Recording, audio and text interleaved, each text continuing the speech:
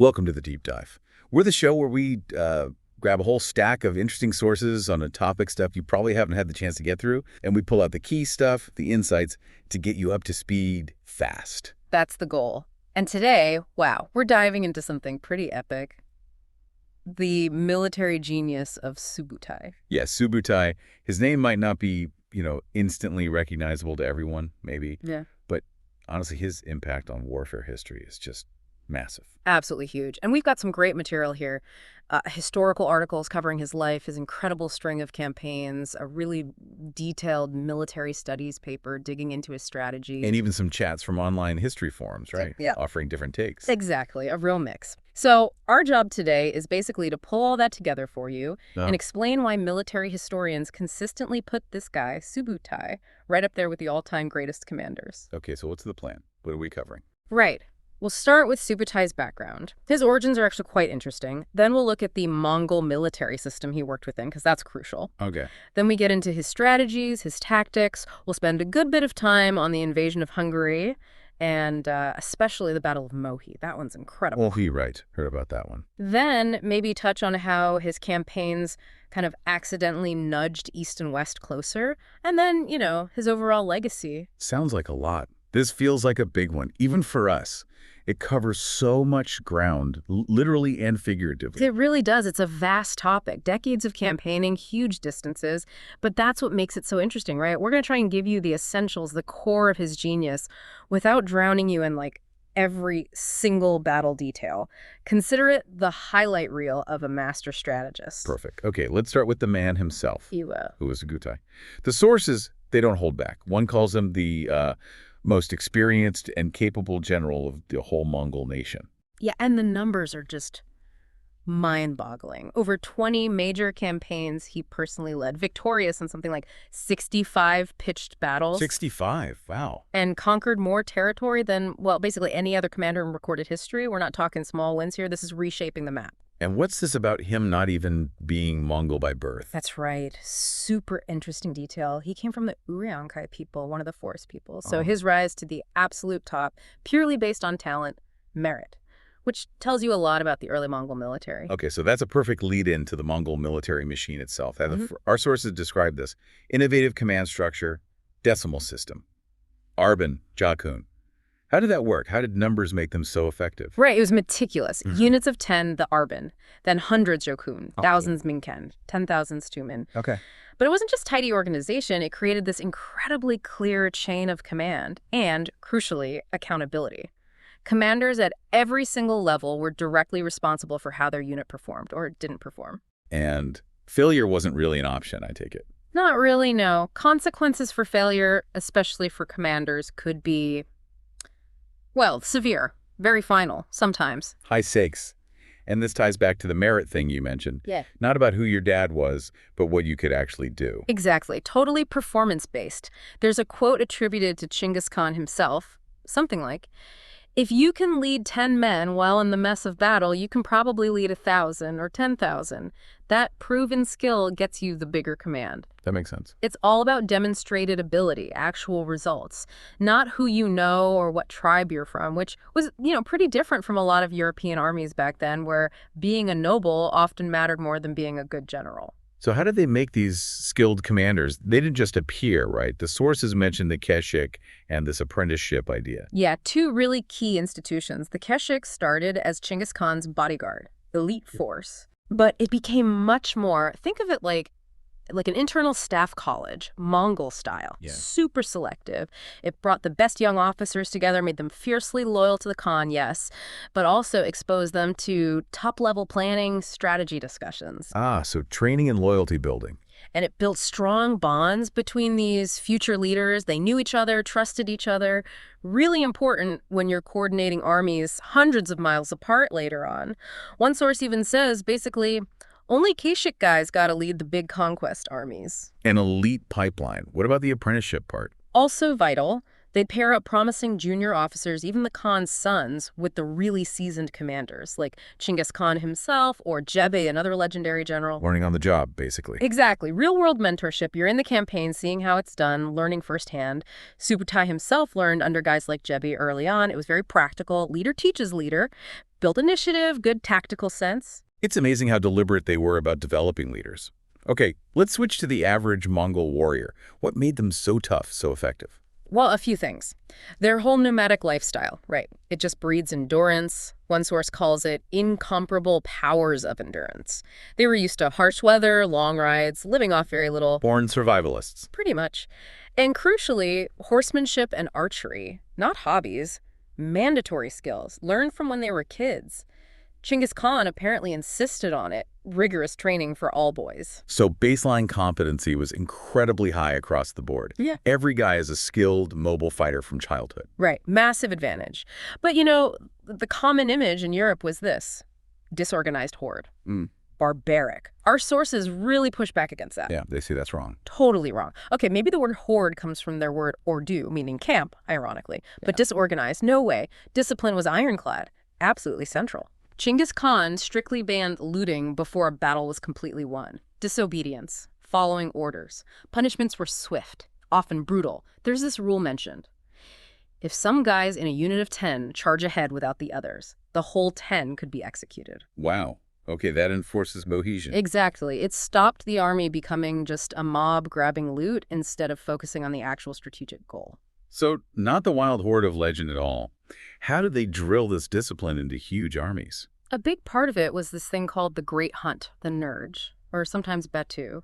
It was basically a massive military exercise disguised as a hunt, held every winter in peacetime. A hunt. Yeah. How did that build discipline? Well, they'd form this enormous circle of men, maybe 80 miles across, even more sometimes, and then slowly contract the circle, driving all the game animals inward. Okay. It could take months, and it demanded incredible coordination between units miles apart, perfect discipline to keep the line tight, precise maneuvers on a huge scale. If you let game escape through your section of the line, big trouble. For you, maybe your whole unit. Ah, I see. So it was practice for the real thing. Large-scale encirclements. Exactly. It was a real-world simulation of the kind of tactics they used in war. It wasn't just about riding and shooting practice. It was about operating as one massive, coordinated, disciplined machine over vast areas. Makes total sense. Okay, let's bring it back to Subutai's command style. How did he operate, especially leading up to something like the invasion of Hungary? Subutai was known for using mission-type orders. He wasn't a micromanager. Meaning he'd set the big picture goal, the main objective for a campaign or a part of it, and then trust his subordinate commanders to figure out the best way to achieve it in their specific area. That requires a lot of trust. Huge trust. But it was earned, right? These commanders were trained in the Kashik. They'd done the apprenticeships. They were proven. He empowered them to use their initiative based on the situation they actually faced. So not rigid top-down control. But where did that big picture strategy come from in the first place? That usually got decided at the Kurultai, this big assembly. Right. Mandatory for the Great Khan, the princes, top generals. Like a council of war. Yeah, but more than that, it was a serious planning session. They'd debate and decide the overall aims, the specific objectives, the general plan of attack, who gets what resources, everything. Pretty thorough. And really sophisticated. They didn't just look at enemy armies. They considered the politics, the economics, the social situation of the people they planned to attack. A real grasp of grand strategy. Which you wouldn't necessarily expect in the 13th century. How did that compare to, say, European leadership at the time? Often a big contrast. European armies back then, often messy command structures, no single clear leader sometimes. Training and discipline could be inconsistent. And lots of rivalries between nobles leading their own troops made coordinating big, complex operations much harder than it was for the Mongols under someone like Subutai. And I guess intelligence gathering was a big part of their planning, too. Oh, absolutely massive. They valued intelligence incredibly highly. They had extensive spy networks, scouts constantly gathering info on enemy troop numbers, weaknesses, the terrain, even political splits within the enemy kingdom. Like before Hungary? Exactly. Before the 1241 invasion, Subutai had really good intel about the divisions and problems within both Poland and Hungary, and that directly shaped how he planned the attack. Which wasn't just one big push into Hungary, right? Yeah. It was more complex. Correct. It was a brilliant, multi-pronged offensive. The whole point was to stop the Hungarians and the Poles joining forces, which could have been dangerous. So how did he divide them? He sent a big chunk of the army north into Poland under Béla and Kádán. Their job, basically keep the Poles busy, neutralize them as a threat to the main invasion. Okay. Meanwhile, the main force, led by Subutai and Batu Khan, smashed into Hungary itself. And they didn't just use one route. They came through several different passes in the Carpathian Mountains. Spreading the defense thin. Right. And launching it in winter? That was unusual for European warfare then. Gave them the element of surprise. Okay, so Béla and Kádán head north to Poland. Subutai and Batu hit Hungary. This sets up the Battle of Mohi, which the sources call a masterpiece. But first, what happened in Poland? Béla and Kádán won big, right? Liegnitz. Oh, yeah. Liegnitz, April 9th, 1241. A crushing defeat for the Polish army under Duke Henry the Pious. The Mongols were outnumbered, apparently, but still won decisively. Oh. Classic Mongol tactics. Maneuver warfare, especially the Mangudai, those amazing light cavalry. They did their famous feigned retreat, pretended to run away, lured the Polish knights into a trap, then turned and destroyed them. Nasty. And wasn't there some grisly proof sent back? Yeah, grim detail. They supposedly sent 9 big sacks filled with the severed right ears of the dead Polish soldiers back to Subutai as proof of victory. Ugh, talk about an effective, if horrifying, battle report. But what's amazing is, after winning so completely at Liegnitz, they didn't just stop there. No, exactly. They immediately turned south, marching hard to rejoin Subutai in Hungary. They stuck to the overall plan the mission Subutai had given them. Shows how well that system worked. Which brings us to Mohi, April 10th, 1241. The very next day after Liegnitz. Incredible timing. The Hungarian army, King Béla IV, they'd pulled back to a defensive camp. Yeah, on the Mohi plain near the Sajo River, they'd made a wagon fort, chained wagons together in a circle. Looked strong, defensible. So how did Subutai tackle this fortified camp? Just charge it? No, much smarter. Classic Subutai. Encirclement. He sent 2 big columns around the camp, cutting off escape routes. Okay. And while they were doing that, they just hammered the camp. Arrows raining down from mounted archers, plus siege engines. The sources mentioned catapults, maybe even early flamethrowers. The flamethrowers. Right. And possibly maybe early gunpowder bombs. It suggests they were pretty adaptable with siege tech. Wow. But it wasn't just battering them down. There was this trick. Leaving a gap. Seems risky. It sounds risky, yeah. But it was calculated. Very clever, actually. Echoes Sun Tzu, Art of War stuff. They deliberately left a gap. Made it look like an escape route on one side. To tempt them out. Exactly. The Hungarians inside are getting pounded, desperate. They see this gap, think, okay, let's run for it. But it's a trap. As soon as they stream out of the safety of the wagon fort into the open... The Mongol cavalry is waiting. Precisely. Much easier to cut them down in the open where the wagon fort defense means nothing. Turned a difficult siege into an absolute slaughter. And the casualties for the Hungarians were devastating. Horrific. Over the next couple of days, as they hunted down the fleeing Hungarians, estimates are around 70,000 killed. 70,000. Just catastrophic. King Béla himself barely got away. The Hungarian army basically ceased to exist after Mohi. There's even a story that Batu Khan, seeing how many Mongols had died too, wanted to pull back. But Subutai was like, nope, we're not done till we reach Pest and the Danube. Utter determination. Shows his focus. And didn't Mongol engineers play a big role at Mohi too? Getting across that river? Yeah, the Sajo River. It was deeper and faster than they expected, apparently. Caused problems for the encirclement. But the engineers managed to throw together some kind of bridge, maybe pontoons quickly, allowed a bunch of Mongol troops to get across and hit the Hungarians from behind at just the right moment. Crucial move. And the timing. Liegnitz in Poland one day, Mohi in Hungary the next, hundreds of miles apart. It just screams effective communication, doesn't it? It really does. That YAM system, the horse messenger posts, plus signals like flags, torches, maybe whistling arrows for short range. It allowed Subutai to coordinate these huge, dispersed forces with incredible speed and precision. The timing of those 2 battles is maybe the best proof of how well their command and control worked. So after Mohi, Hungary's basically broken. Any resistance left? Not really organized resistance, no. The royal family fled. You had some survivors, peasants, local guys maybe fighting guerrilla style in places, but no major army left. Most people just tried to hide in the mountains, swamps, or old fortresses. But the Mongols didn't just keep rolling west into Europe after that, did they? They stopped. No, they didn't. The invasion just stopped. The main reason, the great Khan, Ogedei, died back in Mongolia, Mm-hmm. and Mongol law tradition required all the senior princes, top commanders, including Subutai, to return to the capital, Karakoram, to elect the next great Khan. So internal Mongol politics basically saved Western Europe. Pretty much, yeah. That recall effectively ended the invasion. A power struggle thousands of miles away changed European history. Wild. But even though the invasion stopped short, it still had big long-term effects, right? Our sources talk about that. Oh, definitely. Even that relatively short period of contact.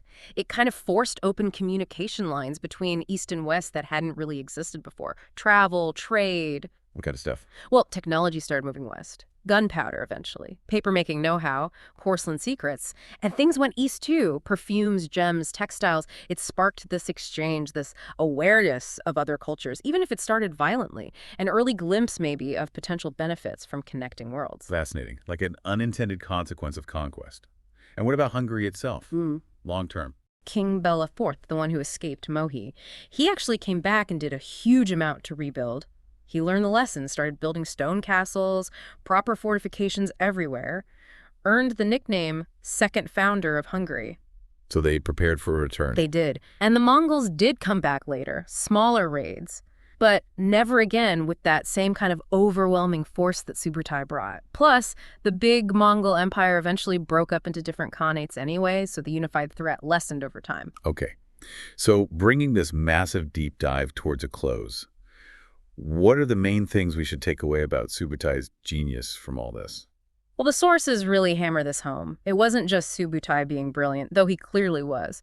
His success was totally tied into that whole sophisticated Mongol military system he operated in. Right. A system built on merit, getting the best people in charge, on incredible discipline and constant training, from the bottom right to the top, on command and control that used mission orders, trusted commanders, and had amazing communication. Intelligence gathering, too. Crucial, yes. Knowing the enemy, the terrain, and finally, just brilliant adaptable tactics. Liegnitz feigned retreat, Mohi's trap with the gap. Mohi is maybe the perfect example of everything coming together under his command. Discipline, planning, maneuver, ruthlessness. A truly dominant force. It really does paint a picture of something way beyond just barbarian horsemen. It was organized, strategic, incredibly led. Okay, so a final thought for everyone listening, mulling over Subutai. Consider this. Those core principles we saw, effective command, using intelligence smartly, being adaptable. How might those ideas, demonstrated so powerfully by Subutai and the Mongols back in the 13th century, still be relevant today? Yeah, think about it. Modern military strategy, sure, but maybe business leadership, managing complex projects. What lessons from that system that allowed such incredible success back then could we still apply to our own challenges now in the 21st century? Something to chew on. Definitely encourage you all to dig deeper if this sparked your interest. The Mongol Empire, Subutai's life, there's so much more there. Thanks for joining us on this deep dive.